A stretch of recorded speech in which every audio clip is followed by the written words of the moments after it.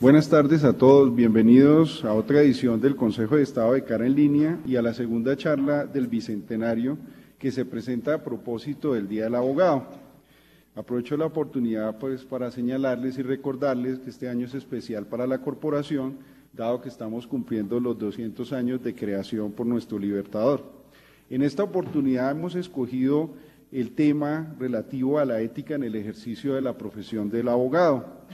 Y es un tema que nosotros hemos querido hacer énfasis a propósito del Día del Abogado porque consideramos que es uno de los puntos básicos que se deben tocar en la formación del profesional del derecho. El abogado, pues como ustedes saben, desempeña una profesión liberal y tiene una acción y pensamiento libre, pero cumple una función social como colaborador de las autoridades y sobre todo para el perfeccionamiento del ordenamiento jurídico y para la buena administración de justicia.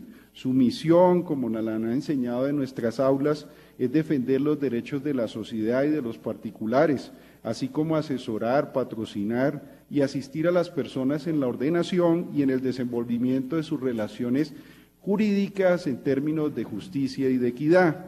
Así que no es un tema de poca monta el que nos concita el día de hoy, el de la ética. Se hace imprescindible hablar de la ética o la deontología jurídica, sobre todo en nuestros tiempos en los que resuenan con mayor intensidad proféticas palabras como la de Gilles Lipovetsky, señaladas en su libro El crepúsculo del deber, cuando dijo que un ideal agrupa los espíritus y reanima el corazón, y que hay una palabra al final del milenio que es la ética, porque el siglo XXI será ético o no será. En fin, hoy se hace cada vez más urgente tomarse seriamente el tema de la ética, cada uno en los renglones de nuestra vida, especialmente en aquellos que tienen que ver de manera directa en nuestra profesión. En nuestro país, sin duda, es un asunto que es urgente y que amerita ser reflexionado y estudiado, de manera que el ejercicio correcto y decoroso de la profesión del derecho, especialmente en los tiempos que se avecinan, en donde la paz se erige como un sueño compartido que todos queremos hacer realidad y en el que la posibilidad de resolver nuestros conflictos de la forma en que las leyes lo disponen cobra un especial protagonismo. De ahí que los principios generales de la ética profesional del abogado, la estructura de esta ética en su formación, la incidencia en el comportamiento ético y las diferentes facetas que se presentan, así como los retos y los dilemas que enfrentan diariamente la profesión del derecho y que amenazan no solamente su actividad, sino también su imagen, son temas de actualidad que van a ser abordados en esta ocasión por ilustres juristas invitados desde diferentes escenarios que hoy van a compartir con nosotros sus reflexiones en torno a estos puntos. Sin más preámbulos, quisiera presentar brevemente a nuestros invitados de hoy. En primer lugar, la doctora Milsen González de Cancino, directora del Departamento de Derecho Romano de la Universidad Externado de Colombia. La doctora Milsen, además de ser egresada de esta universidad y doctora en Derecho de la Universidad de Madrid, tiene una formación académica nutrida en la participación en varios cursos y prestigiosas casas de estudios como la Universidad de Nueva York, la Universidad de Harvard, entre otras. Dentro de su experiencia profesional se ha desempeñado como docente de su universidad, la Universidad Externado de Colombia, el Colegio Mayor de Nuestra Señora del Rosario, y además ha sido servidora pública como cónsul general de Colombia en Madrid, directora de la Asociación para la Reforma de la Enseñanza del Derecho y colaboradora extranjera en la Biblioteca de la Universidad de Harvard y además juez de la República. Es autora de varios libros y artículos en Derecho. La doctora Catalina Botero, decana de la Facultad de Derecho de la Universidad de los Andes, quien es abogada y egresada de esa universidad y con estudios de maestría en Derecho Constitucional de la Universidad Carlos III de Madrid. Asimismo, es especialista en Derecho Constitucional y Ciencia Política del Centro de Estudios Constitucionales de España, en Derechos Humanos del Instituto Universitario de Derechos Humanos de la Facultad de Derecho de la Universidad Complutense de Madrid y en Gestión Pública e Instituciones Administrativas de Uniandes. La doctora Botero ha participado en conferencias y discusiones académicas especializadas sobre Derecho Constitucional y Derecho Internacional de los Derechos Humanos en más de 25 países y es autora de publicaciones especializadas en dichas materias. También nos acompaña el doctor John Jairo Morales Alzate, decano de la Facultad de Derecho de la Fundación Universidad Los Libertadores. El doctor Morales Alzate es abogado de la Universidad Santo Tomás, especializado en Derecho Administrativo y Comercial de esa universidad y especialista en Derecho Constitucional de la Universidad de los Andes, magíster en Derecho Público de la Universidad Constance de Alemania, profesor e investigador y también ha sido decano de otras universidades como la Santo Tomás, además de varias experiencias adquiridas como servidor público en diferentes instituciones. Y igualmente nos acompaña nuestro vicepresidente del Consejo de Estado, el doctor Germán Bula, quien hoy estará apoyándonos a incentivar este debate, porque él, como exministro de Justicia que fue, conoce muy bien esta materia. Sin más preámbulos, les doy la palabra a cada uno de nuestros expositores. La dinámica estará coordinada por el doctor Germán Bula, a quien le cedo la palabra. Muchas gracias por la introducción, doctor Álvaro Namen. Se formularon 5 preguntas, pero en aras de la integralidad del tratamiento del tema, vamos a pedirle a las panelistas y a nuestro panelista también, el panelista y las panelistas, que se sientan en libertad de versar alrededor de las 5 preguntas durante 10 minutos y le voy a pedir a la doctora Catalina Botero que inicie con su intervención. Gracias.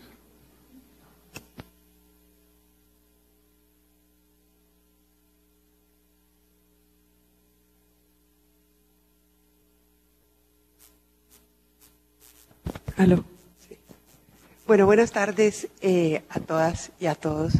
Y muchísimas gracias al Consejo de Estado. Yo creo que esto es un tema realmente importante. Esto no es demagogia. Yo soy decana, tengo que enseñar ética, pero no enseño ética porque tenga que enseñar ética. Enseño ética porque creo que es uno de los cursos fundamentales para el ejercicio adecuado, razonable, justo, de una profesión que a mí me parece noble y por eso estudié esa profesión. Creo que sin esos principios el ejercicio de nuestra profesión dejaría de ser un ejercicio noble. Y por eso me parece tan importante y por eso estoy tan agradecida por la invitación al Consejo de Estado, en el contexto además del Bicentenario, en el que espero que podamos trabajar conjuntamente con la Universidad de los Andes. Honorable magistrado Bula y Namen, muchas gracias. En estos 10 minutos nos formularon algunas preguntas que yo voy a integrar muy rápidamente en una presentación que tiene 5 puntos. ¿Por qué es importante la ética jurídica? ¿Qué entendemos por ética jurídica? ¿Cuáles son los principios que regulan la ética jurídica? ¿Cuáles son los ámbitos en los que se mueve la ética jurídica? ¿Y cuáles son los dilemas más importantes de la ética jurídica? Obviamente esto es para un curso entero de un semestre, yo lo voy a decir en 10 minutos, entonces voy a prácticamente mencionar titulares para que luego podamos debatir entre nosotros y con todos ustedes. ¿Por qué es importante la ética jurídica? Los antropólogos no tienen un código de ética del ejercicio de la antropología, o los arqueólogos o los filósofos, pero nosotros sí. ¿Por qué? ¿Qué es lo que hace que nosotros tengamos un código que regula nuestra conducta? Que estemos y debamos estar sometidos a un rigurosísimo escrutinio ético. ¿Qué diferencia nuestra profesión de otras profesiones igualmente nobles, liberales, que enriquecen la cultura, que enriquecen a la humanidad, que gerenciamos intereses, pero sobre todo derechos ajenos, que depositan la confianza en nosotros? Que ejercemos una profesión que tiene unas complejidades técnicas que hacen que la persona a la que estamos defendiendo no nos pueda controlar. Así que tenemos responsabilidades. Porque de nosotros no solamente depende la gestión adecuada de esos intereses ajenos, de esa gente que acude a nosotros porque sus derechos están siendo vulnerados, sino además la confianza en las instituciones de justicia. De la gestión de los abogados depende la legitimidad en la gestión de la administración de justicia. No solo de los abogados como litigantes, como intervinientes en los procesos, sino de los abogados como jueces. Entonces, claro que estamos sometidos a un rigurosísimo escrutinio. Y ese escrutinio no puede ser discrecional. Eso es lo que llamamos la ética jurídica. Los principios que regulan ese escrutinio al cual tenemos que estar sometidos, porque de nosotros dependen los derechos de otras personas que no saben cómo defenderse, porque hemos tenido el privilegio de tener acceso al conocimiento técnico para defender a esas personas. Entonces, no es un tema menor, no era demagogia académica. ¿Qué entendemos entonces por ética jurídica? Por ética de la profesión. Esos principios que deben guiar la gestión del abogado en cualquiera de los ámbitos en los cuales los abogados nos encontramos. No son necesariamente similares, pero hay dos principios básicos. ¿Qué quiero decir? No son necesariamente similares. Yo creo que es más riguroso el código de ética de un juez que el código de ética de un abogado consultor, por ejemplo. Pero hay dos principios fundamentales que nos competen a todos, no importa el ámbito en el cual ejerzamos nuestra profesión, que son la lealtad y la honestidad. Y esos principios se traducen en reglas clarísimas, como la prohibición, por ejemplo, de no poner de presente un conflicto de interés o de actuar dentro de un conflicto de interés. Como la prohibición, por ejemplo, de mentir. Como la prohibición, por ejemplo, de ofrecer un resultado y no simplemente una obligación de medio. Todas esas obligaciones que están en el Código de Ética se derivan de esos dos principios. El principio de lealtad con el cliente, pero también de lealtad con las instituciones, pero también de lealtad con el derecho. Yo creo, por ejemplo, que viola los principios de la profesión cuando ejercemos la profesión de manera contraria a los principios generales del derecho, a los fines de la Constitución Política de 1991, pero me voy a detener ahorita un poquitico en eso. Entonces, esos dos principios, la lealtad y la honestidad, son tal vez los dos de los cuales se derivan ya las reglas concretas a partir de las cuales podemos encontrar los deberes específicos que están en los distintos ámbitos que regulan la ética jurídica. No mentir, no inducir al error, no utilizar nada distinto a la persuasión para lograr nuestros intereses. Todos esos principios se derivarían del principio de lealtad y honestidad, o todos esos deberes concretos. Ahora, ¿cuáles son los ámbitos en los cuales se mueve la ética, hablamos de ética del abogado? Hay dos ámbitos que yo creo que vale la pena distinguir. Uno es el legal, y entonces nosotros tenemos unas normas que regulan el ejercicio de nuestra profesión. Y en ese ámbito legal hay unos controles que todos conocemos, que suponen que hay una vigilancia sobre el ejercicio de quienes gerenciamos intereses y derechos ajenos. Pero hay otro ámbito, que es el ámbito de la moral, que es el ámbito de la cultura, que no está y no puede estar regulado en un código. Ahí también hay principios éticos y nosotros deberíamos ser duramente sancionados si vulneramos esos principios éticos. Pero eso no puede estar regulado en una ley, porque son tan amplios que la ley sería una ley muy ambigua, y ustedes saben también como yo que el principio de legalidad en materia disciplinaria es fundamental. Si se le aplica a un abogado una ley muy ambigua al momento de establecer cuáles son las faltas en las que puede incurrir, y hay un consejo, o hay un, como quiera que se le llame, un tribunal de ética, que puede juzgarlo por una falta que es ambigua y por lo tanto nadie sabe realmente cuándo incurre en esta falta y cuándo no, pues entonces ese consejo podría irse en contra del abogado por razones políticas o de cualquier otra naturaleza. Por eso es tan importante que el Código de Ética intente respetar el código legal, digamos, el código normativo, las normas jurídicas, intenten respetar dentro del ámbito de lo posible el principio de legalidad, pero eso no significa que no haya otros principios. Y a eso me voy a referir rápidamente antes de plantear los dilemas y cerrar con eso para generar un debate. Yo creo que los principios éticos de la profesión aplican cuando definimos en tres ámbitos. Cuando definimos un argumento, el argumento que queremos usar. Cuando establecemos el procedimiento y cuando definimos el fin al que queremos llegar. En esos tres ámbitos aplica la ética. En la universidad, por ejemplo, hicimos un debate enorme sobre el argumento de la Arquidiócesis de Cali, según el cual los niños que habían sido violados por un cura no debían ser reparados, ellos y sus familias, monetariamente, porque finalmente las familias habían dejado descuidados a esos niños en manos de ese párroco. Y que habían desobedecido el deber de cuidado. Y como habían desobedecido el deber de cuidado, ¿quiénes? Los padres, las madres, los tíos, habían dejado a esos niños en una casa que no era la de ellos, con un señor, pues que era cura, pero que ellos, del cual no tenían un récord suficiente, entonces la iglesia no tenía por qué reparar económicamente. Con independencia al nivel al monto, digamos, que se está exigiendo, esa no era la discusión era, ¿este argumento es un argumento ético? Yo no creo que este argumento esté prohibido por el Código de Ética. Y no creo que esté prohibido por el Código de Ética porque me parecería muy difícil que un código prohibiera un argumento, porque me parece que esto es lo que los tribunales de ética o los consejos podrían utilizar en contra de abogados, por ejemplo, progresistas, que quieren cambiar el statu quo y podrían castigarlos si no les gusta el argumento. Y eso es lo peligroso de códigos de ética que no respeten el principio de estricta legalidad. ¿Pero es ético ese argumento? O, por ejemplo, si se define un procedimiento, si yo sé que hay un procedimiento expedito, pero es un procedimiento que no es el procedimiento adecuado para tramitar o gerenciar ese interés. Pero por ciertas razones yo sé que yo puedo desviar el procedimiento para que mi interés resulte beneficiado. Yo puedo confundir, yo puedo hacer un tutelatón.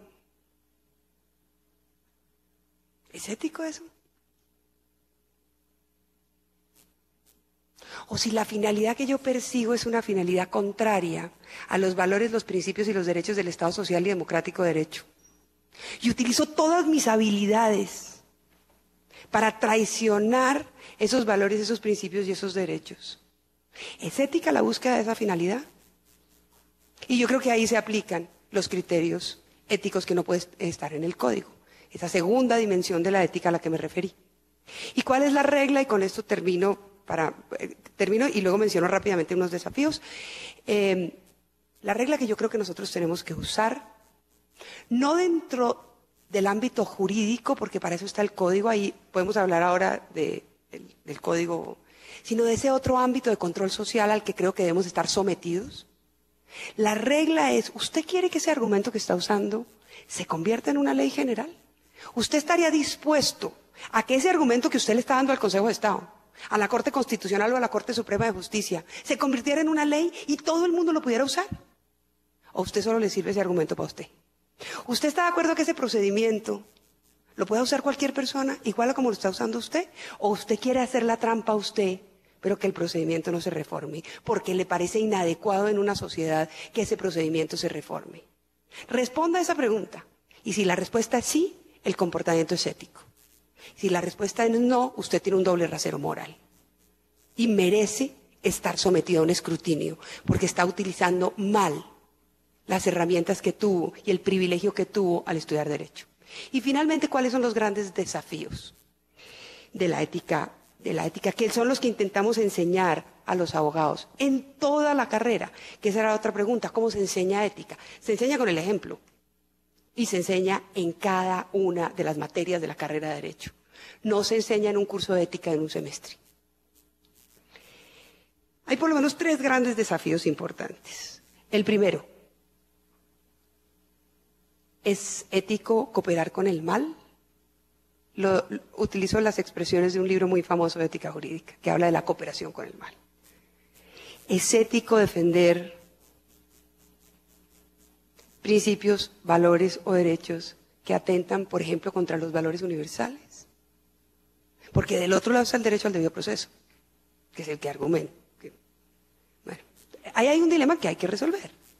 ¿Qué pasa cuando uno descubre que la persona que uno está defendiendo cometió unos crímenes que uno está en incapacidad de admitir moralmente. Segundo gran dilema es, ¿qué hacemos con las leyes injustas? Somos abogados y nos debemos a la ley y a la Constitución. ¿Qué hacemos con una ley injusta? Y el tercer dilema que se relaciona con ese tiene que ver con la objeción de conciencia. ¿Hasta dónde podemos, quienes tenemos la obligación de gerenciar derechos ajenos de conformidad con el derecho, objetar conciencia? En cada uno de los niveles en los que nos movemos, como abogados o como jueces.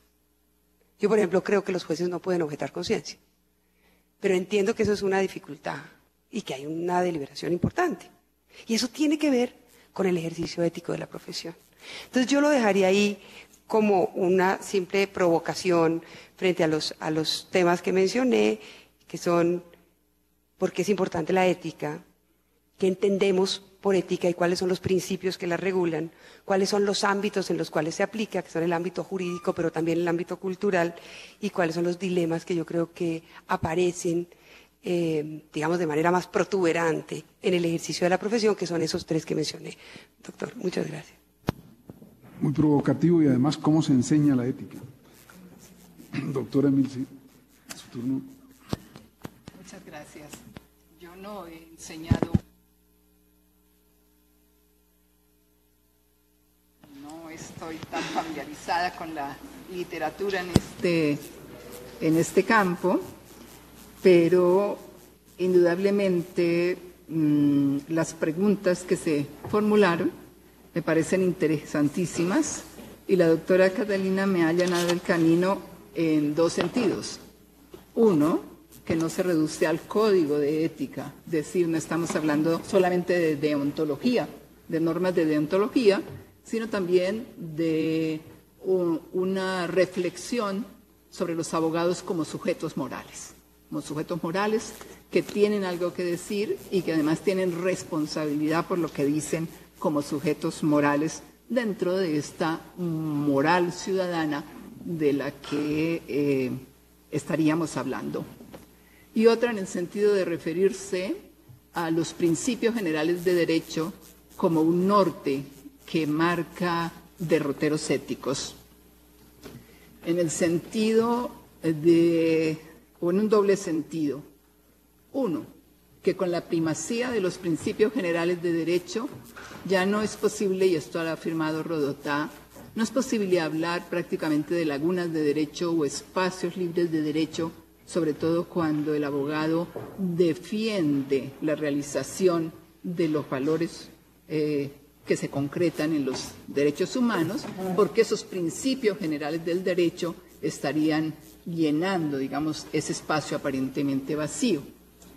Y otro, con mi perfil, con mi sesgo romanista, pensar que se nos olvida a veces, es claro que el jurista romano no era el abogado romano, ni es el abogado de hoy, pero tiene mucho del abogado de hoy y cómo los principios nucleares del derecho, aquellos tres principios planteados desde el derecho romano, vienen, obviamente, no diría en ese momento de la pluma, pero sí de la enseñanza justamente de los juristas, no de la ley, ni una imposición que venga de la potestad, sino de la autoridad de los juristas. No, dice, pues los tres principios son justamente vivir honestamente, que sería todo lo que está comprendido, no tanto en el Código de Deontología, sino en ese escrutinio ciudadano de que hablaba la profesora Catalina. Vivir honestamente, no hacer daño a nadie, que sería un derrotero interesante, incluso en el ejercicio profesional del abogado, ¿no? Entonces, principios, no hacer daño. ¿Cuánto se puede, para salvar unos intereses, dejar por el suelo la dignidad de la contraparte, por ejemplo? En materia de derecho penal es un dilema muy importante, muy profundo, ¿no? ¿Cómo se puede en una acusación, por ejemplo, dejar por el suelo la acusación, la dignidad del delincuente mismo, por ejemplo, y dar a cada quien lo suyo, que obviamente ha sido una de las interpretaciones más difíciles ¿Por qué? Porque también en materia de justicia, sea justicia distributiva, sea justicia participativa, sea justicia conmutativa, es muy complicado aplicar o tener ciertos consensos en relación con lo que sea la justicia. Pero son principios muy interesantes y que nos sacan del puro código de aplicación por los tribunales de ética médica, de ética jurídica, los consejos de la judicatura o los que sean que tengan este poder disciplinario. Quisiera también, ya en una parte más instrumental, más de herramientas, decir, yo también participo de que la ética, la primera aproximación a la enseñanza de la ética la dan los profesores con el ejemplo. Con el ejemplo, pero no solo con el ejemplo de ser estrellas en el foro y cómo se comportan en el foro, sino en la vida cotidiana, en la clase, en el respeto por su materia, en el respeto por su labor de docentes y obvia y principalmente en el respeto con sus estudiantes. Pero no solo los profesores, también las instituciones, es decir, las universidades, las facultades de Derecho, aunque no podemos personificarlas con un cuerpo, son unas personas jurídicas con sus papeles, etcétera, como todos ustedes lo saben, sino hay un comportamiento ético de las facultades como instituciones que les estamos enseñando a los estudiantes. Y uno de ellos, uno de los principios que llenan de sentido la ética de las instituciones es la calidad. Los otros, pues obviamente son transparencia, honestidad, todo lo que queramos, pero uno es la calidad. No podemos decir, no, es que con calidad media podemos ayudar a personas más desfavorecidas, etcétera. No, justamente los más desfavorecidos necesitarían mayor calidad, ¿sí? ¿Es cierto? Para salir. Se nos preguntaba también, doctor Bula, se nos provocaba un poquito con los retos. Y para no repetir lo que ya se dijo, yo me escaparía un poco hacia la idea de que el abogado tiene, obviamente desde su perspectiva de abogado, un compromiso con los grandes retos de la humanidad. No escapa de esos retos, también como ciudadano y como miembro de lo que la UNESCO llama la gran familia humana. Y yo pienso que dos de los que la humanidad está enfrentando ahora fuertemente son la habitabilidad del planeta y la pobreza. Es decir, el superarlos, el solucionarlos, ¿verdad? Ese compromiso ambiental que tenemos todos los ciudadanos, pues de alguna manera, y tenemos allí a quien lo sabe mucho más, al doctor Amaya, de alguna manera nos compromete también en nuestras labores como abogado. Y de todas maneras, la superación de la pobreza es un reto que si no superamos, tampoco la sociedad va a adelantar, y quizá algunas sociedades como las de los países del tercer mundo ni siquiera van a sobrevivir con una vida digna. Los retos tecnológicos son importantes, pero no son los superiores. Obviamente, si conservamos las calidades necesarias y suficientes para demostrar que somos profesional y éticamente mejores que los aparatos tecnológicos como los robots. Si simplemente nosotros replicamos unas normas, unos hechos, buscamos casi como un silogismo de acomodamiento entre una premisa y otra, entre una cosa y otra, el robot lo va a hacer mejor que nosotros. Entonces, ¿qué está?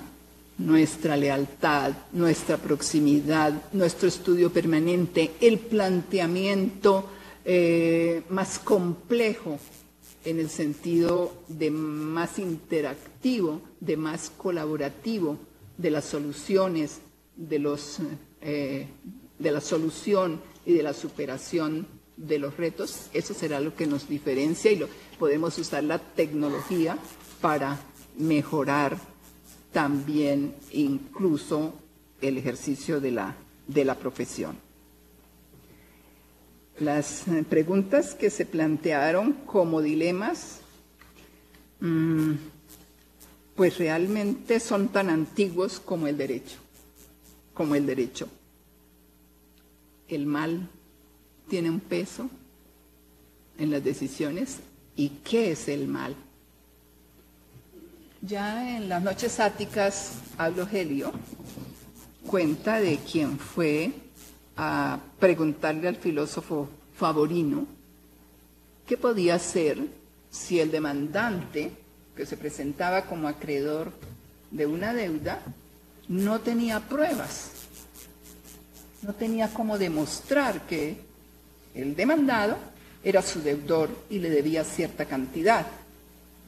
Pero, decía, el dilema es el siguiente: no hay pruebas para decir si verdaderamente existe la deuda, el acreedor es el deudor, condenado.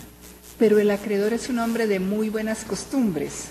El acreedor es una persona que siempre dice la verdad, es una persona que goza de reconocimiento social. El que aparece como deudor y lo niega es un tramposo, una persona que no ha sido leal a sus compromisos, etc. ¿Qué hago? ¿Qué peso tiene entonces el mal? Realmente lo plantea y el mismo escritor nos deja sin una respuesta concreta, pero es ¿qué es el mal y qué peso puede tener el mal o el bien en una decisión ética? El otro, pues, casi que me concierne un poco por familia. Es ético defender, eso se le plantea mucho a los penalistas, entonces es ético. ¿Cómo va a defender un violador en serie? Y uno dice, ¿cómo contesto? ¿Con la cabeza o con el corazón? ¿Es realmente una pregunta ética? ¿O es una pregunta filosófica? ¿O una pregunta sentimental? ¿O hay que cambiarla? Y decir, todas las personas son humanas y todos los humanos cometemos errores y algunos cometen errores más grandes, pero todos los que cometemos errores tenemos derecho a dar explicaciones y en el caso de que necesitemos una ayuda, una representación de una persona técnicamente experta, tenemos derecho a tenerla. ¿Esa ayuda? Cambiaría, ¿no es cierto? Cambiaría el planteamiento. Con las leyes injustas. Bueno, hay que llamar al padre Mariana. Con las leyes injustas. Por fortuna tenemos ahora la tutela, tenemos otro tipo de acciones, porque qué tan bueno fuera para la sociedad que pudiéramos poner en entredicho las leyes así, irlas apartando, ¿no? Porque son injustas. Pero en cambio a lo que no podemos renunciar es a la acción política. Es decir, son injustas, vamos a hacerlas cambiar o interpretar de otra manera con los caminos que nos den. Es una opinión quizá todavía no muy madura, pero es lo que se me ocurre. Y la objeción de conciencia, yo también creo que los jueces no pueden objetar de conciencia. Ellos son funcionarios que deben ser imparciales. Bueno, hay muchas cosas que realmente ha argumentado también la Corte Constitucional y me parece que no. Los abogados lo tienen menos complicado porque simplemente toman un caso, no lo toman, etcétera, ¿no? Pero las preguntas que quedaron planteadas indudablemente son muy interesantes y muy profundas. Muchas gracias. Muchas gracias, doctor. Bueno, hay más y más reflexiones sobre dilemas éticos, sobre los roles judiciales y profesionales del abogado. Antes de dar el uso de la palabra al doctor Varela, quisiera presentarlo. Él, como ustedes ven, acaba de hacer su ingreso. Es abogado de la Pontificia Universidad Javeriana, especialista en ciencias socioeconómicas de la misma universidad, tiene una maestría en McGill, en Canadá, y otros estudios de formación en la Escuela de Gobierno de John F. Kennedy en Boston, en Harvard y en Oxford. Es actualmente director del Centro de Estudios de Regulación Económica y Competitividad Internacional de la Universidad Javeriana, profesor y conferencista invitado en varias universidades en América Latina, España, Estados Unidos, autor de libros, ensayos e investigaciones varias. Doctor Varela, usted recibió las preguntas, etc. La metodología que hemos acordado es sencillamente variar en 10 minutos sobre el conjunto de las preguntas de manera de poder hacer conexiones entre ellas. Muchas gracias, doctor Bula, a todos ustedes por asistir a este evento. Mil disculpas por haber llegado un poco retardado. No creo que debiéramos pasar por alto estas cosas, sino más bien incorporar la puntualidad entre los principios de la ética profesional de los abogados. Así que pienso aplicarme a mí mismo el estándar severo que quisiera que todos nosotros como colegas nos aplicáramos. Y reflexionando sobre estas preguntas con un colega recién egresado, porque quise validar mis conocimientos de más de 30 años cuando me gradué de la universidad, con la visión fresca de abogados jóvenes que acaban de concluir sus estudios e ingresan a la profesión lleno de entusiasmo. Y uno de ellos me planteaba el siguiente problema, que durante toda la carrera él había observado casos de fraude en los exámenes y que él consideraba cualquiera de esos casos, existiendo un amplio rango, desde la copia literal hasta simplemente un WhatsApp. La ayuda de las redes sociales hoy en día permite compartir información sobre preguntas y respuestas con una gran facilidad. Él sostenía que todas esas formas eran repudiables y que debían ser castigadas de la manera más enérgica.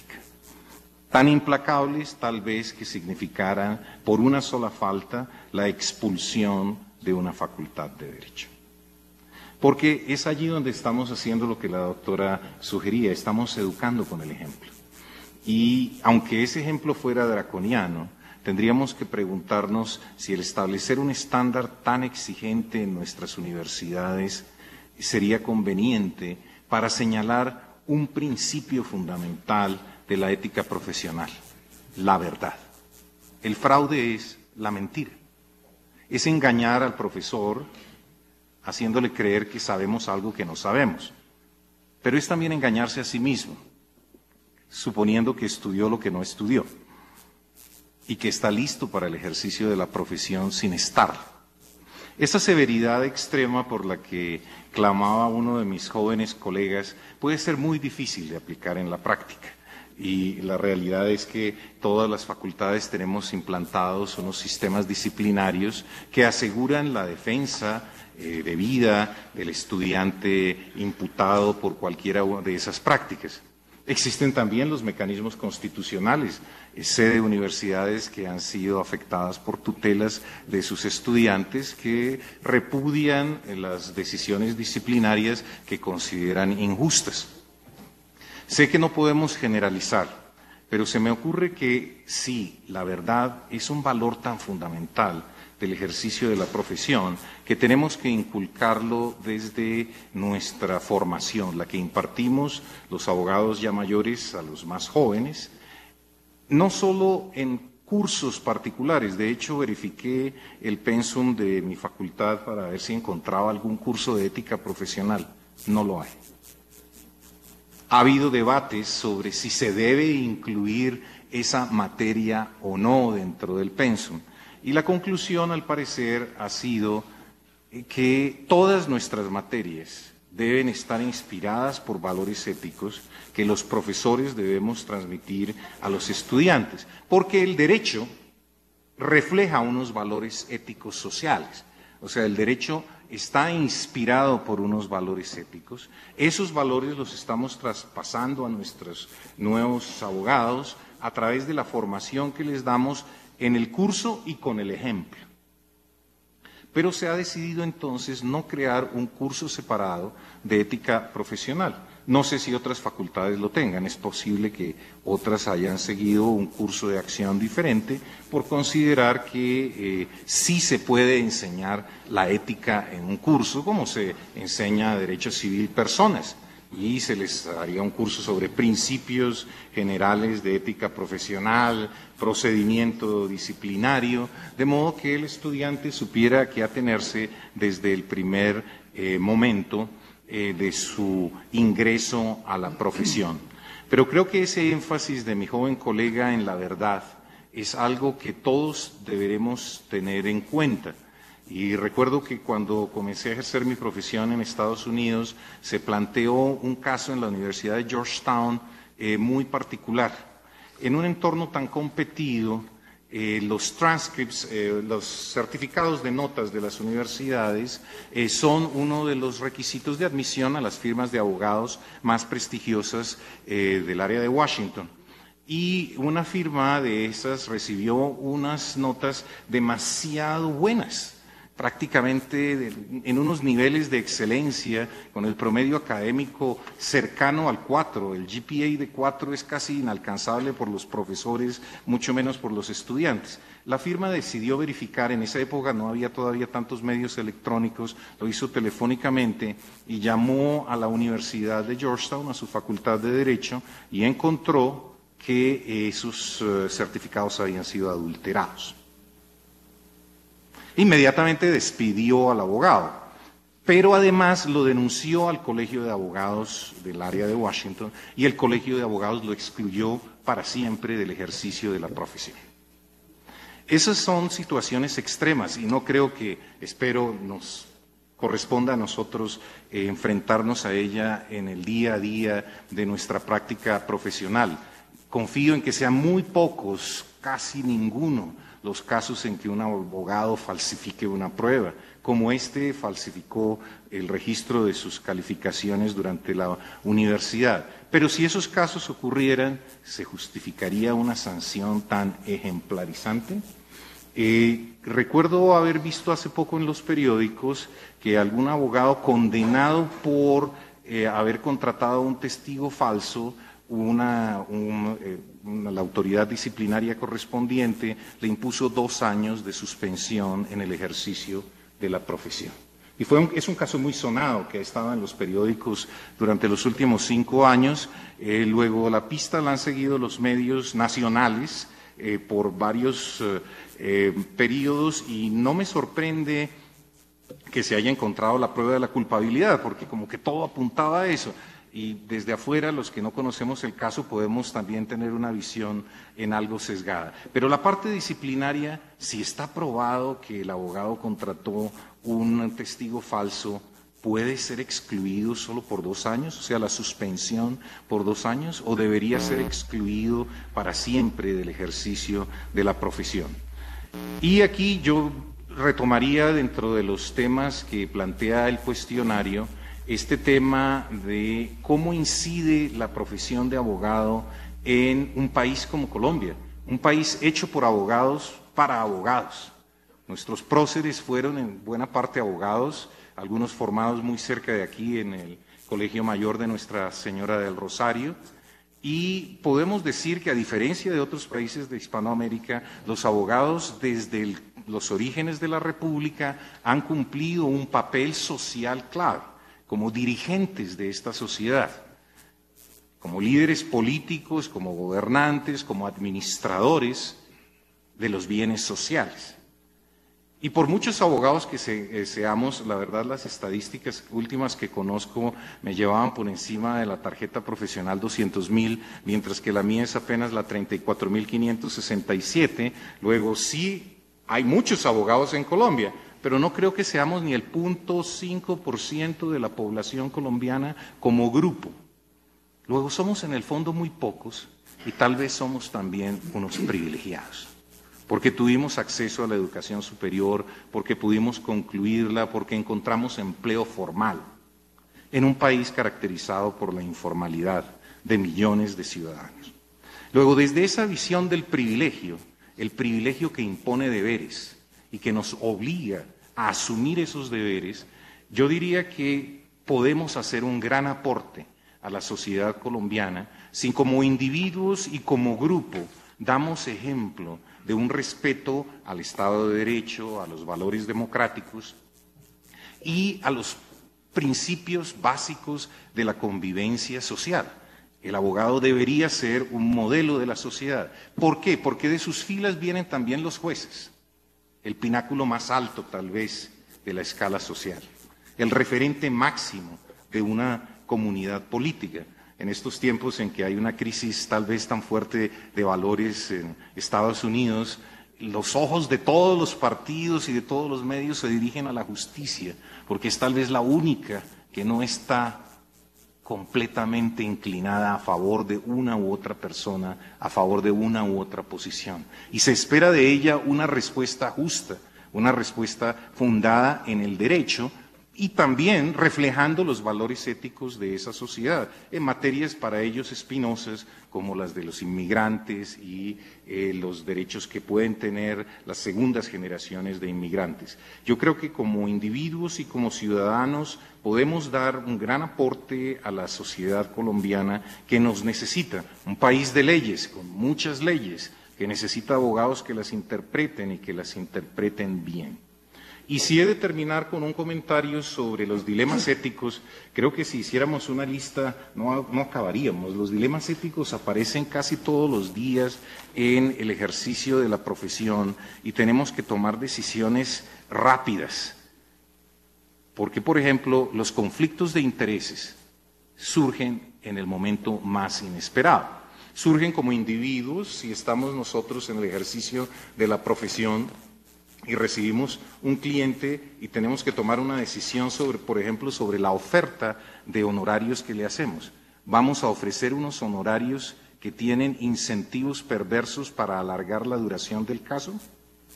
¿O vamos a ofrecer unos honorarios que más bien tengan un incentivo positivo para mostrarle resultados a nuestro cliente? Esa es una decisión de abogado individual, también de firma. Pero en las firmas se vuelve aún más complejo. Las firmas tienen que determinar si en su larga trayectoria han sido abogados también de la contraparte de ese cliente que se le ha presentado el día de hoy. Y cuando son firmas globales, estas firmas tienen que hacer una verificación global en todo el mundo para estar seguros de que no van a asumir la causa de alguien que ha sido contraparte de uno de sus abogados en otra práctica profesional bajo el mismo sello de la firma. Luego, estamos enfrentando dilemas cada día más grandes y como abogados tenemos que prepararnos para ello. Lamento que en Colombia no tengamos una guía como cuerpo profesional. Yo sé que el debate de la colegiatura obligatoria se ha dado varias veces y la conclusión ha sido no implantarla. Y hay razones de peso para ello. Pero por el otro lado, siento que los abogados somos un gremio huérfano, no tenemos quien nos guíe. Una de las funciones principales de una barra de abogados, del Barreau en París, del American Bar Association o de las barras individuales en los estados, es guiar a sus abogados en esas zonas grises que aparecen todos los días en la vida profesional. La ética no es tan blanco y negro, lo legal tiene que serlo precisamente por las exigencias de la tipicidad legal, pero en lo ético puede haber zonas grises, no es tan fácil tomar una decisión. Tenemos que buscar el bien, pero ¿dónde está el bien? ¿O cuál es el mayor bien o el menor bien?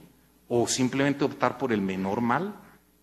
Esas son decisiones éticas para las cuales creo una buena agremiación profesional podría ayudarnos y espero que renovemos en algún momento en Colombia esa discusión sobre si podemos ser el mismo gremio huérfano que en materias disciplinares se somete al Poder Judicial del Estado, recargando tal vez y trasladando los costos de su propia disciplina interna al Estado colombiano, cuestión que también debería evaluarse. Muchas gracias, doctor. Muy bien, doctor Varela, nuevos temas que se agregan entonces a las objeciones de conciencia, a la enseñanza, a los dilemas éticos, barras de abogados. El doctor John Jairo Morales ya ha sido presentado por el doctor Namén, de la Fundación Universitaria Los Libertadores, ha sido asistente con sus estudiantes a este foro. ¿Tiene usted la palabra? Muchas gracias. Muchas gracias a la Facultad de Derecho de la Fundación Universitaria Los Libertadores, de agradecimiento a la organización de este evento. La verdad es un tema de gran interés. Partamos de una hipótesis donde podemos indicar si estamos actualmente en una sociedad de crisis de valores, de antiprincipios, y que de una manera u otra nosotros como juristas, abogados, también somos parte de esa responsabilidad, a sabiendas de que nuestra profesión es de riesgo social. Nuestra profesión, si bien es cierto, tiene un código deontológico, preceptó unos principios que en sí vienen a optimizar unos valores, ese gran valor que es la moral como concepto género, y los principios como los que van a optimizar y van a dimensionar ese valor. Es preocupante ver cómo en el ejercicio profesional, crisis que hoy por hoy vive nuestra sociedad y otras más, han sido también producto por el mal manejo de las leyes, de la mala interpretación de las leyes por juristas, abogados y todo operador. Veía yo dentro de los principios del catálogo del Código Disciplinario de Chile, que pues de una manera u otra como juez de la sala disciplinaria me he visto obligado a conocer otras legislaciones para poder analizar más el contexto de las situaciones jurídicas que se presentan en el ejercicio profesional. Y yo decía, los mandatos que tiene el abogado, pues sí, servir a la justicia por entender el derecho, emplear el conocimiento para combatir el mal y frente a justas causas, hacer expedita la misión de justicia, sí, tener el concepto de lealtad, pero yo decía, algo más de eso, por ejemplo, lo digo yo por mi formación humanista de mi universidad donde yo fui egresado, era el forjar la verdad, ese facientes veritate. Entonces, esa verdad, ¿cómo la buscamos? Donde sea. El abogado, el jurista, ¿es partícipe de esa realidad? Yo considero que sí. El abogado es un hacedor de justicia. Y así lo decía la profesora Cancino, citando a Ulpiano. Decía claramente, vivir honestamente y no dañar a los otros y dar a cada cual lo suyo. Son principios básicos, fundamentales de la convivencia del jurista. ¿Para qué? Para que el jurista, de una manera u otra, pueda ser una persona de confianza en la sociedad, que sea de cohesión social, no de desconfianza, que en últimas estamos viendo nosotros que si nuestra profesión es de riesgo, debemos de hoy por hoy generar más confianza en la sociedad, mayor cohesión y a su vez ser garantes de derechos. ¿Qué implica esto? El jurista hoy por hoy debe honrar la palabra, volver a esos conceptos de la buena fe, del bonus fei, ese concepto básico donde vamos a ser nosotros también creadores de una cultura de verdad con nuestros clientes, donde nosotros vamos a vernos reflejados cada día más en la manera de cómo vamos a mejorar la cultura, no solamente jurídica, sino también del conocimiento del derecho y la aplicación de la ética. La veracidad como elemento fundamental la acompaño yo también con el concepto que debe tener el jurista. Antes de ser jurista es una persona. Es importante mirar ese concepto de dignidad, como denomina la doctrina alemana del Menschenwürde, como concepto fundamental. Antes de ser abogados, somos personas, tratamos personas. Y yo creo que ese es un elemento fundamental hoy por hoy. No podemos decir nosotros que nuestra profesión va a desconocer derechos, sino al contrario, ser garante de derechos. La formación de la ética no solamente es el compromiso de la universidad, no es de una clase específica de ética, es permanente y es transversal. Y para mí la ética es para todas las profesiones, para toda actividad humana. Claro, ¿por qué la tiene los abogados? Porque es de riesgo social. Nuestra profesión es tan importante en lo que es la conducción de la sociedad que va a conllevar a que manejemos y conceptuemos unos valores donde vamos a mirar esos ideales de vida. La familia, el núcleo de familia, hablemos de núcleo de familia para no entrar a la discusión del concepto de familia, es fundamental en la formación de las personas que van a estar en sociedad. Luego, la formación que va a tener en los colegios, en la escuela, la universidad, es importante allí. Y ya uno de mis colegas decía que el docente o el profesor debe ser el maestro integral, no solamente en sus valores, en sus principios, en su conocimiento, sino también en su actuar, porque van a ser vistos como líderes. Yo recuerdo a mi profesora de tercero de primaria. Ella fue la que me enseñó a mí a tener la vocación de enseñar. Porque lo hizo de una forma tan grande que me enseñó valores como la lealtad, la disciplina, el compromiso y el amor a lo que uno hace. Y eso también nos falta a los abogados. Amor y compromiso frente a nuestra profesión. Ya mirando otros puntos de vital importancia que se plantearon en las preguntas, veíamos dentro de los puntos la manera de cómo se comporta la ética profesional en las diferentes facetas. Y muy corto porque considero que el punto fundamental para mí sería el quinto, que serían los dilemas. Yo decía cómo se comportan esa ética profesional en las diferentes facetas, como profesor, como abogado, como juez, como litigante. Yo decía que es, en pocas palabras, la actitud que el profesional asume como conducta propia en el ejercicio de sus aptitudes y competencias profesionales, que lo conducen al eficaz desenvolvimiento de sus roles en las facetas públicas y privadas, que se traducen en la coherencia entre lo que piensa y en lo que actúa. Ya para finalizar mi intervención, y hablando obviamente a todo lo que han dicho mis colegas en las intervenciones, sí, efectivamente, pues nosotros dentro de los dilemas son muchos. Yo he escogido dos nomás. Y el primero que creo que coincide con lo que han dicho anteriormente es la ponderación entre lo justo y lo legal, que es un tema de núcleos duros de análisis y que va a tener muchas zonas grises en su interpretación y en su aplicación. La otra que se vive hoy por hoy en nuestro país y que lo hemos visto en casos que han sido de mucha publicidad en los medios, que es salvaguardar la independencia frente a factores exógenos. Por ejemplo, dentro de factores exógenos tomo tres patrones. La primera son los medios de comunicación, que es un poder que incide de una manera u otra en las decisiones o trata de influir en las decisiones. Otra es frente a los grupos de presión y en general aquellos que ostentan el poder de influir al momento de tomar una decisión. En suma, considero que la ética debe ser un concepto que debe permear todo tipo de actividad humana, no solamente en el actuar como padre, como hijo, sino también como docente y como profesor. Considero de que es un elemento fundamental. No hay que entender la ética como un concepto de mojigatos, sino un concepto que debe retomar y nuevamente debe retomar los conceptos que un abogado o un jurista debe ver para buscar el bien común y para que efectivamente se optimice el concepto de Estado social, de Estado de Derecho, de Estado democrático y que los principios fundantes de dignidad, legalidad, constitucionalidad, convencionalidad, pluralidad y participación se hagan efectivos. Muchas gracias. Muchísimas gracias. Bueno, voy a ofrecer ahora 5 minutos suizos, no 5 minuticos por reloj, que son los colombianos, que son más largos. Los 5 minuticos por reloj son más largos. A cada uno de ustedes y a cada uno de ustedes, profesores.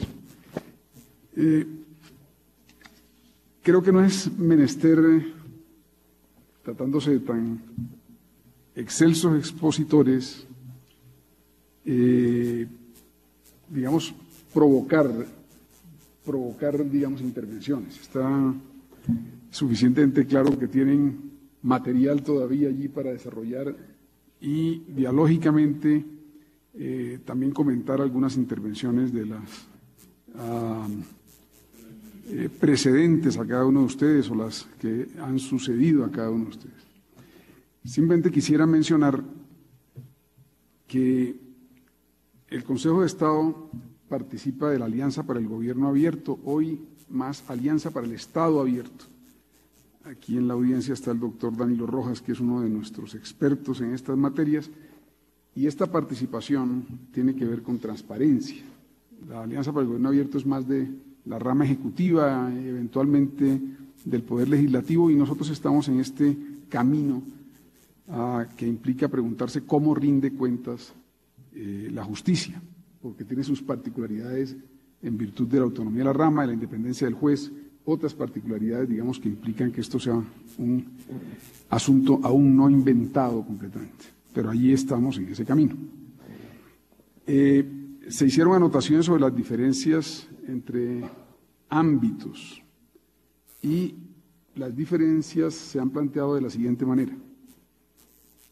Juez y abogado, siendo el juez un abogado, pero el abogado en textura de juez, en función de juez, tiene obligaciones supremas.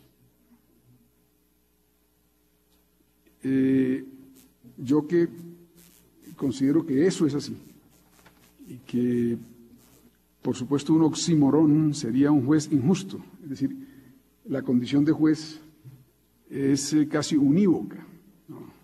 Un juez injusto es la negación de la justicia. En ese sentido, no se podría hablar de un juez en estricto sentido. Pero también se ha hablado de la integralidad de la ética. Sería muy extraño que encontráramos personajes, digamos, como Dr. Jekyll y Mr. Hyde, que tienen una personalidad cuando están togados y otra personalidad en su vida cotidiana, etc. Es decir, hay muchos problemas allí en cuanto a integralidad de la ética y lo que yo llamaría más bien morales profesionales. Creo que la ética sí es integral y la moral es profesional, pero eso es una vieja discusión que doy de la mano de un doctor Varela, pero es Francisco Varela, ya fallecido, un gran científico chileno, que distingue entre ética y moral en esa dirección. Con ese simple comentario, porque obsérvese que hemos hablado más que todo de ética. Lo digo porque cuando se dice que la enseñanza de la ética es por la vía de la práctica, del ejemplo, y es currículo transversal, naturalmente tendría que ser así. Creo que estamos hablando de una cosa distinta a la moral de los códigos, que como decía la doctora Milce, es más la deontología de una serie de valores que se pueden enseñar en la pizarra, pero cuya significación puede finalmente ser muy pobre en el educando, digamos así. Esa es una provocación adicional. Le ofrezco la palabra en el mismo orden, primero a la doctora, no, creo que la ética, las costumbres dicen que debe ser al revés, doctor John Jairo, vamos a dar la vuelta al revés para dejar que nos cierre la doctora Catalina. A ver.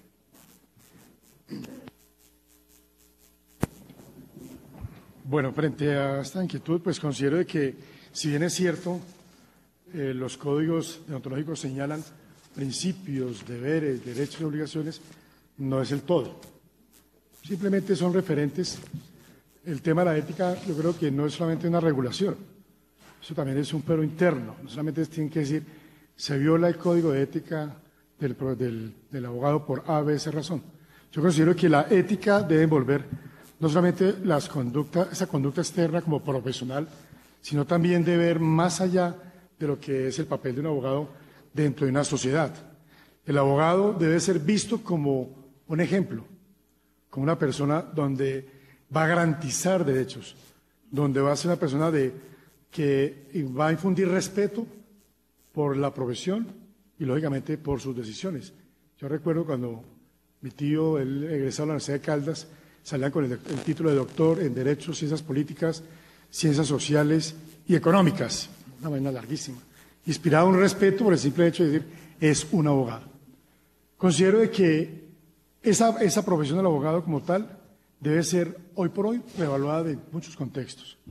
Debe ser un abogado más crítico, un abogado más afianzado a la lealtad de su profesión, al honor de la misma, sentirse orgulloso de ser un jurista y ser creador de lo justo y mantener lo justo. Y no solamente eso, sino dentro de un contexto de verdad, dentro de un contexto de la pluralidad y la participación, donde todos quepamos, y no un abogado discriminador, sino un abogado que en últimas sea integral y, ante todo, sea respetuoso de la persona. Muchas gracias. Doctor Varela. Yo creo que doctor, el debate entre las diferencias entre la moral, la ética y el derecho es muy antiguo y nos obliga a remontarnos a los orígenes de la civilización, ¿no? Se supone que la moral está reflejando las costumbres sociales, la manera como se organizan los seres humanos y conviven y qué consideran ellos aceptables o no. Y hasta cierto punto se asume que hay una posibilidad de relativismo, lo que para ciertas culturas es aceptable, para otras culturas no lo es. Y hasta el día de hoy encontramos esos choques culturales, por ejemplo, entre el Islam y Occidente, porque han tenido raíces históricas muy profundas y lo que se impone es el respeto frente a culturas con unos modos de obrar distintos. La ética ya es una reflexión filosófica sobre esos valores morales, sobre la manera como los seres humanos convivimos, pero en busca de unos valores más elevados. ¿Qué es lo bueno por oposición a lo malo? ¿Qué es lo mejor por oposición a lo peor? Y eso ya impone un esfuerzo ya no puramente descriptivo y de respeto a las diferencias entre los individuos y las culturas, sino impone una búsqueda de valores superiores que ya no admiten un relativismo. Por eso los filósofos, digamos, lo que comenzaron el debate ético en la antigüedad, Aristóteles principalmente nos deja varias obras como su legado en este campo, comienzan ya a ir más allá del relativismo de la moral y a establecer unos principios de aplicación universal para cualquier sociedad, para cualquier individuo, y a una valoración de lo justo y de lo injusto de acuerdo a esos principios. Luego reflexionan al mismo tiempo sobre la ética y sobre el derecho.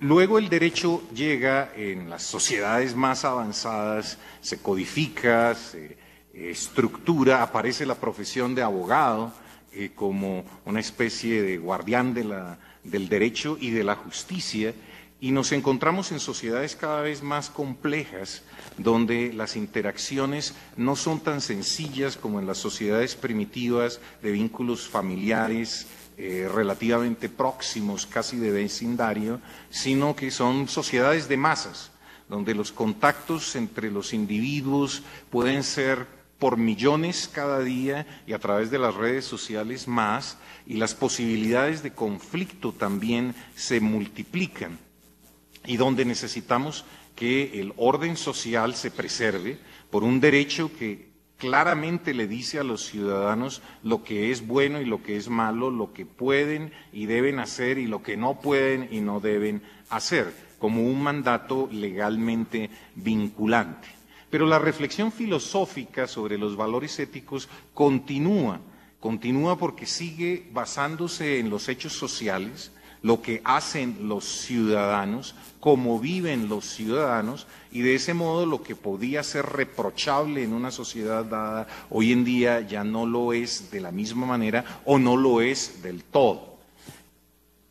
Pero los filósofos siguen pensando, y nosotros como ciudadanos nos vemos en la obligación de tomar nuestras decisiones éticas, cómo vamos a comportarnos frente a colegas, amigos, familiares y conocidos. Como abogados yo veo una dificultad cada vez mayor para la toma de las decisiones éticas. El derecho se vuelve más complejo, más profuso, las normas, las fuentes complementarias del derecho escrito, los precedentes judiciales. Tenemos que tomar una decisión ética en la interpretación de la norma, pero también en el servicio que prestamos a nuestros conciudadanos como auxiliares para la interpretación de esa norma. Y esas decisiones sobre cómo interpretamos la norma, cómo buscamos la verdad de la norma y encontramos el valor que la norma refleja, son especialmente difíciles. Creo que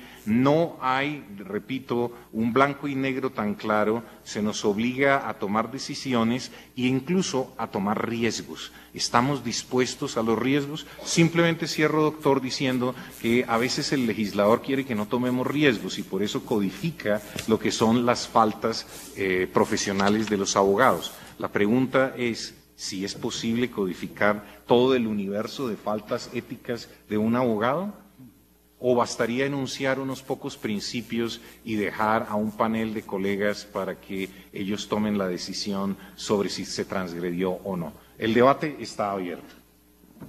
Gracias, doctora Emilce. Bien.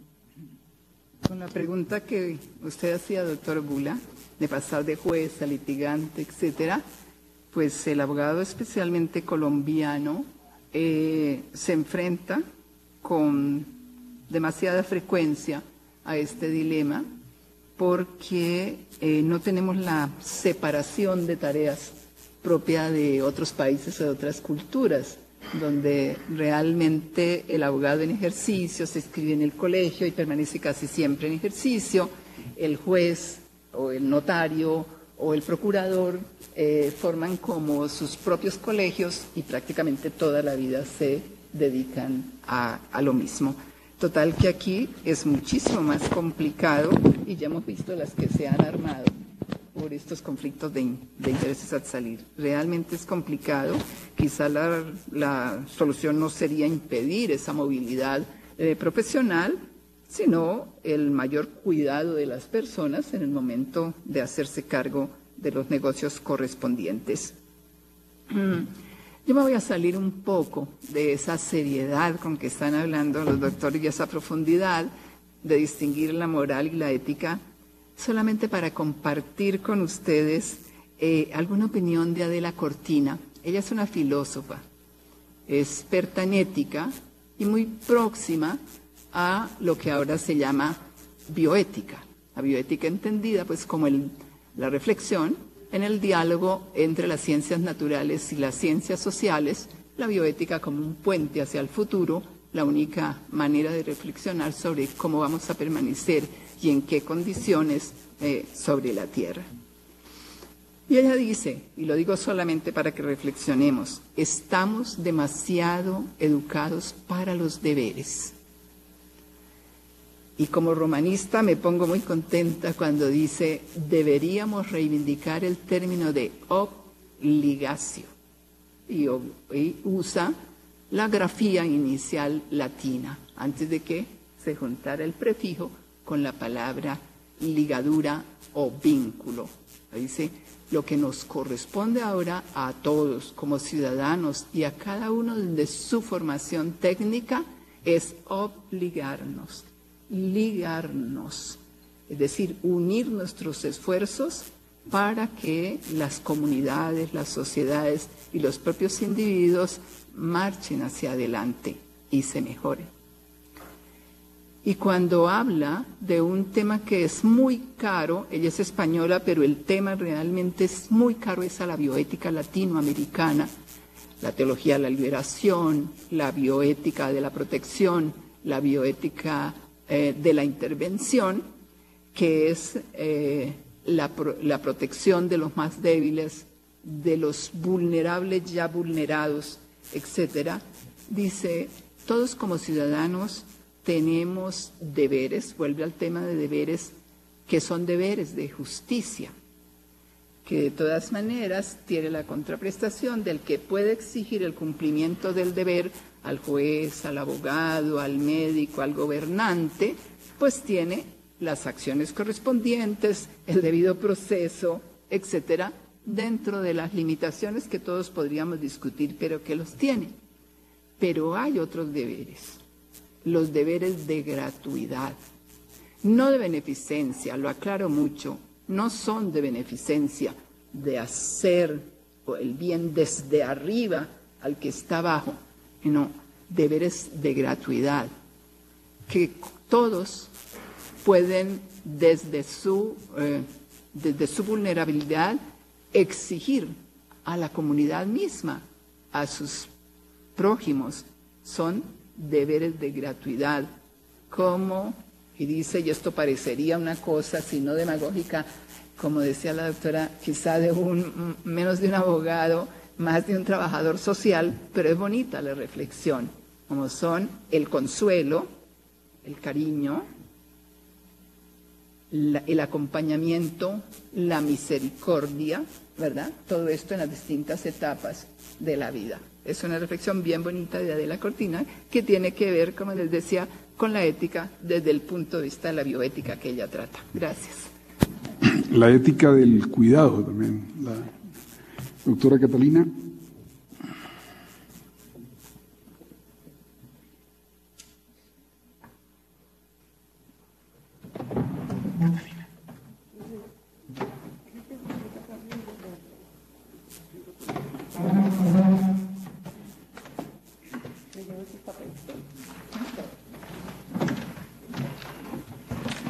Bueno, 5 minutos suizos para muchas provocaciones. Entonces, como 2 reflexiones sobre lo que se ha dicho.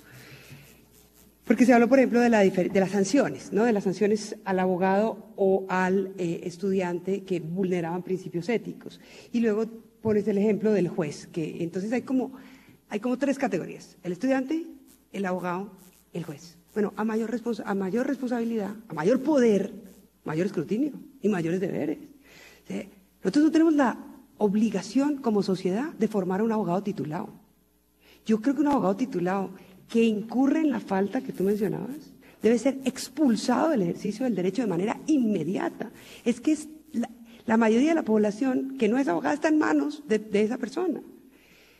Pero en cambio sí tenemos la obligación de educar a las personas que están estudiando derecho. Si cometen un error y reconocen que cometieron el error, nuestro deber es tratar de hacer una especie de justicia, digamos, siempre para reparar el daño y para formarlos mejor, siempre y cuando reconozcan que han cometido el error. Y el juez es el que más responsabilidad tiene. Y yo no solo lo digo porque estoy en el Consejo de Estado y siento la obligación de decirlo, sino porque he estado en la Corte Constitucional, hoy soy conjuez de la Corte, después magistrado auxiliar de la Corte, digamos, y cuando ejerzo esa responsabilidad, cuando a mí la Corte me confiere el honor de ser conjuez y me llama para un caso, yo me siento en una situación de privilegio brutal y al mismo tiempo siento el deber de dar razones, de ser honesta, de ser consistente, es decir, de actuar de conformidad con los principios éticos que se han mencionado acá y que no están en ningún código. Y uno de esos, y voy a mencionar lo que hablaste del gobierno abierto, tiene que ver con la transparencia. Porque la transparencia de los jueces, en el Consejo de Estado, en la Corte Constitucional, en la Corte Suprema de Justicia, en donde sea, no es solo que las decisiones puedan estar online. ¿Cuánta gente puede acceder a Internet? Es que las decisiones sean claras. Es que las personas sepan por qué los jueces tomaron esa decisión. Eso para mí tiene que ver con el Open Government, tiene que ver con el gobierno abierto. No es solo que las pongan en una página web. Es que tenemos el deber ético de dar explicaciones. Y a veces sabemos que dentro de la jerga jurídica se esconde la falta de motivación. Entonces, la claridad a mí me parece un deber ético fundamental que tiene que ver con uno de los 2 principios que yo mencioné, la lealtad y la honestidad. Y finalmente, sobre la moral individual y la ética pública, que me parece que es un gran debate, que tiene que ver con ese debate de qué hacemos con las leyes injustas y de la objeción de conciencia. Y yo planteé el debate de las leyes injustas, pero dije no estoy de acuerdo con la objeción de conciencia. Si no estoy de acuerdo con la objeción de conciencia, lo lógico sería pensar que tampoco estoy de acuerdo con que se incumpla una ley injusta. Es consecuente, digamos, es coherente, consistente con la argumentación. Sin embargo, yo creo que hay límites, y con esto cierro, de 2 ejemplos en donde las leyes injustas no deben ser obedecidas. Pero no las leyes injustas desde el punto de vista de la moral individual, no las leyes injustas desde el punto de vista de una determinada moral privada, religiosa o lo que sea, sino las leyes injustas desde el punto de vista de los valores universales, es decir, de una ética pública. Leyes que son radicalmente injustas, abruptamente injustas. No voy a poner el caso de los juicios de Nuremberg, porque sería hacer trampa. Ahí nadie podría estar en desacuerdo conmigo. Pero voy a poner un caso, y con eso cierro, de una ley injusta, tal vez uno de los casos más bonitos de los temas de leyes injustas. En Nuremberg, ustedes saben, se juzgó a los jueces que aplicaron las leyes injustas de los nazis. Y los jueces decían, pero nosotros estamos obligados a cumplir la ley. Y en los juicios les dijeron, no, usted estaba obligado a cumplir unos principios y unos valores constitucionales. Usted no podía mandar al gueto a una persona por ser judía. Usted tenía que incumplir esa norma porque el legislador no podía ir en contra de los valores universales. Y como eso finalmente nunca se pudo resolver, eso dio lugar a lo que se llama el nuevo constitucionalismo, es decir, constituciones vigorosas como la que tenemos nosotros hoy, en donde nadie se puede saltar una constitución en nombre de la ley. Pero voy a poner, y con eso cierro, el ejemplo inglés, que es un ejemplo muy bonito sobre el incumplimiento de leyes injustas, porque no es tan obvio como el de las leyes de Nuremberg.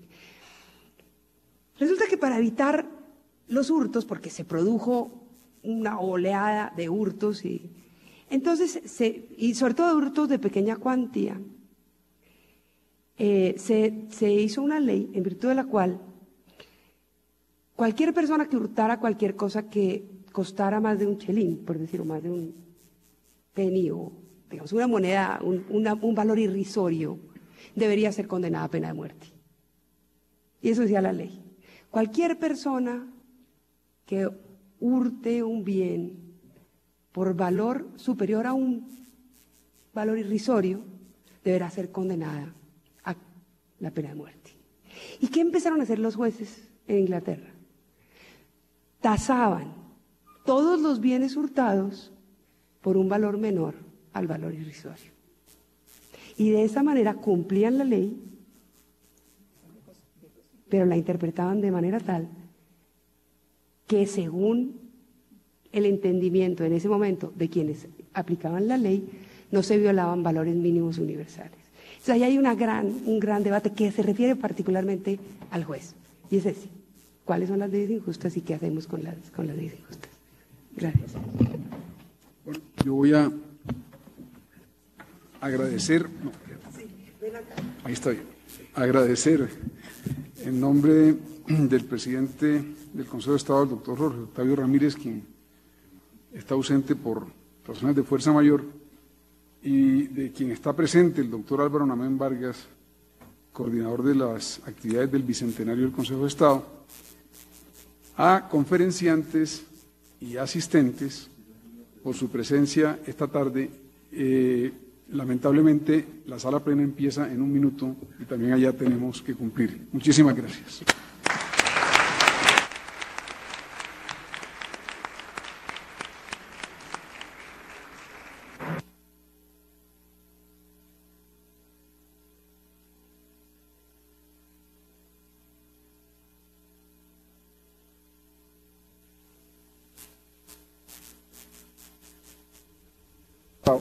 Por favor, siéntense 2 segundos.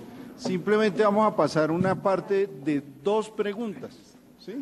2 preguntas de 1 minuto. Es que usualmente lo hacemos. Entonces me excusan que los vuelva a... Pero pues para mí el tema es bastante caro. Y es un tema apasionante. Y simplemente yo quiero comenzar con la primera pregunta. Y les voy a dar 2 preguntas al público. Y la primera tiene que ver con lo siguiente: percibo de las intervenciones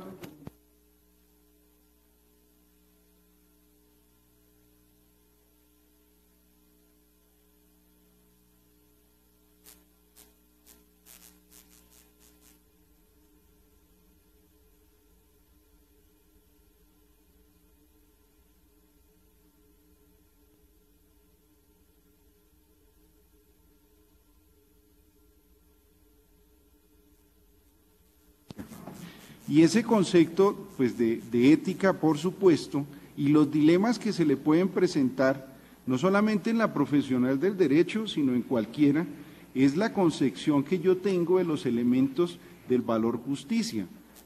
Y desde ese punto de vista le quiero preguntar a ellos cómo hacer compatibles las diferentes visiones y teorías en materia de justicia que las hay, desde el punto de vista si yo la veo distributiva, conmutativa o libertaria, o desde el punto de vista utilitaria, etcétera, para poder tener un componente, un concepto de ética común en el ejercicio de la profesión y sobre todo, en concreto, en nuestro país, en un proyecto común ético del ejercicio profesional como docentes y como representantes de nuestras importantes universidades del país que están formando a nuestros abogados. Entonces, le voy a dar la palabra en primer lugar a la doctora Emilce, que fue la que introdujo el tema que yo anoté juiciosamente y que me llamó la atención. Bueno, pues esas son de las preguntas dificilísimas, es decir, porque casi que podría uno decir, no merecen sino una respuesta muy ecléctica, ¿no es cierto? Dependiendo del caso, entonces conmutativa, dependiendo del caso, entonces distributiva, la justicia distributiva, pero no soy abogada en ejercicio, me queda un poco más difícil, digamos, hacerme al contexto con relación al abogado en ejercicio. Quizá no tiene demasiada importancia, por ejemplo, pensar en la distribución de los bienes, digo yo, pero no, me pongo a pensar y digo, no, en el momento en que actúa, en que concilia, en que media, sí puede perfectamente pensar en esos valores incluso que se reflejan en términos económicos. Entonces, pienso yo que es difícil hacer una simbiosis de todos esos conceptos, pero que sería como tratar de aunar varias de esas concepciones según el papel que el abogado esté, pero no quiero parecer como relativista, ¿no? De que si es así va a mirar esto, si están así, pero sí que va a tener más énfasis cuando actúa de una manera que cuando actúa de otra, pero la justicia, en mi opinión, en ese caso tendería siempre, desde el punto de vista del abogado, de buscar como la igualdad de oportunidades, ¿no es cierto? El compartir valores también, aunque esos valores se vean reflejados en derechos tan contantes y sonantes como los dinerarios. No me atrevo a decir más nada. Catalina, también que nos introdujo el concepto de la ley injusta. Luego también nos trajo a propósito la visión que debe tener el abogado de la justicia y cómo esa visión interfiere o no al momento de tener un comportamiento que puede ser juzgado de una forma ética o antiética. Entonces, desde esa perspectiva, quisiera que nos hilvanara esta pregunta con esa aproximación que sobre el tema de la ley injusta debe tenerse en cuenta dentro de los componentes de la ética profesional del abogado. Dos cosas. Una cosa es la ética pública, los principios fundamentales de la ética profesional, y otra cosa es la idea que cada uno de nosotros tenga de justicia. Yo separaría las dos cosas.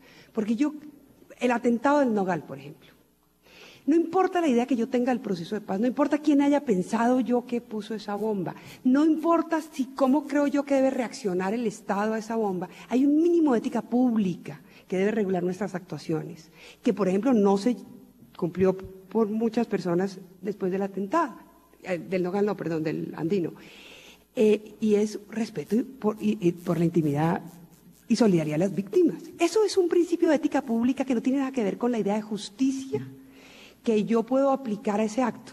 O sea, hay gente que puede pensar que a ese acto a estas personas hay que condenarlas a pena de muerte, o a 20 años, o a 10, o que eso hace parte de un proceso, lo que sea. Esa idea que yo tengo de justicia no tiene por qué interferir en principios básicos mínimos de ética pública. como que tengo que honrar a las víctimas, como que tengo que ser solidaria con las víctimas, como que tengo que no me puedo aprovechar del dolor de las víctimas para hacer política. Es lo mismo en el ejercicio del derecho. Yo creo que hay unos principios básicos de ética pública que regulan nuestra profesión, pero que no necesariamente se cruzan con la idea de justicia que cada uno de nosotros tiene. Esa idea aparece después, particularmente, cuando se trata del juez que debe cumplir la ley injusta. Pero son dos momentos distintos. Entonces yo quisiera como hacer hincapié en eso. ¿Cuáles son los principios mínimos básicos, exigibles para todos, con independencia de la idea de justicia que cada uno de nosotros tenga? Y son un poco los que yo creo que nosotros hemos mencionado con distintos nombres, pero de la misma manera en las intervenciones. Muy bien, muchas gracias y bastante ilustrativa esa distinción. Me parecía importante que quedara también dentro del ambiente. Doctor John Jairo, usted nos comentó que hay, es decir, que la ética, pues no solamente debe ser vista en forma parcial, es decir, no solamente uno tiene una ética como profesional, sino que esa ética, digamos, va si se quiere, en diferentes escenarios que se van complementando dentro de la vida en sociedad y que empieza desde la familia.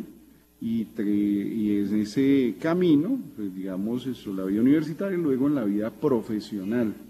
Entonces, yo lo que quisiera es complementar con la pregunta anterior que acabé de hacer, cómo ese complemento necesariamente viene a influir en esa ética profesional o del ejercicio del abogado como tal.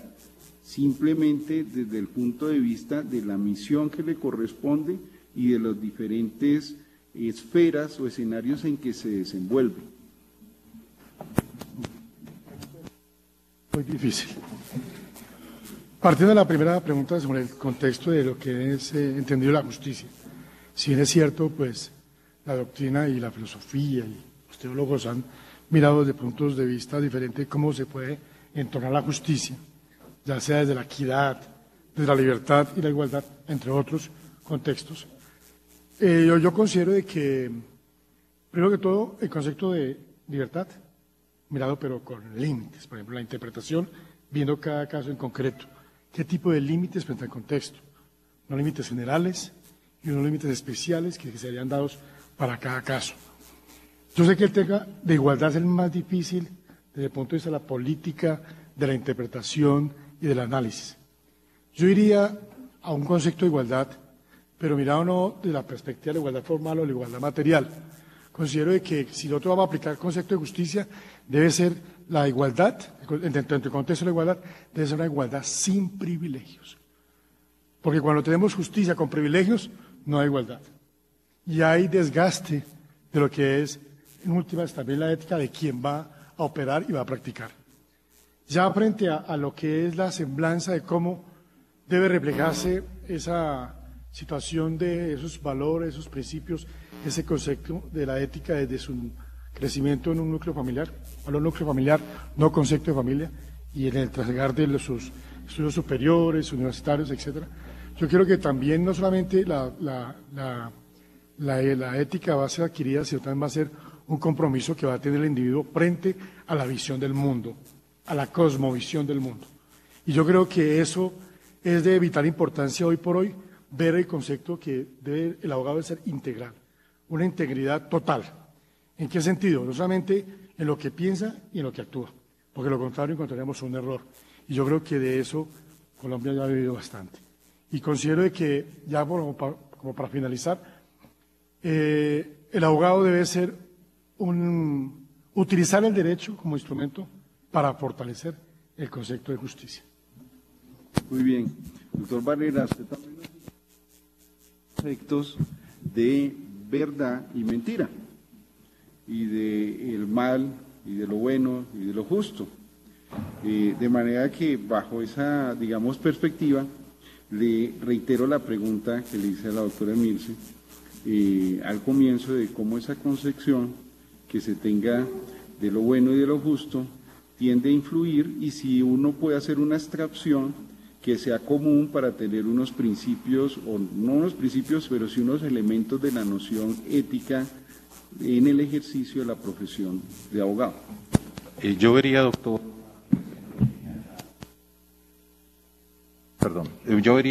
una aplicación inmediata en el manejo de la información. El jurista maneja información de sus clientes, pero también información en el dominio público, información del Estado, recibe información de terceros, genera él mismo información. El manejo de la información en el mundo moderno se ha convertido en una fuente enorme de debates jurídicos y judiciales, pero refleja naturalmente la importancia de la información en el mundo moderno. Hablamos de la sociedad de la información. Por eso las obligaciones de revelar información del abogado, por un lado, y la obligación de la confidencialidad respecto de la información que recibió bajo secreto profesional. Esas dos caras de la misma moneda me parece que están ancladas en el valor ético de la verdad.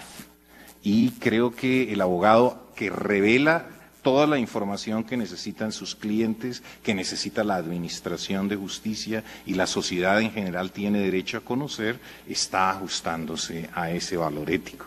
Al igual que aquel que protege la información que ha recibido de sus clientes o de terceros bajo cualquier garantía de confidencialidad. Yo diría que allí tenemos esa concreción en el día a día de nuestra práctica profesional. Sin embargo, como socio del Club El Nogal, y ya que la doctora por un lapsus hizo una referencia a ese suceso, yo también le plantearía el desafío a todos respecto de lo que representan los procesos de paz y el perdón y la reconciliación en el ejercicio de nuestra profesión.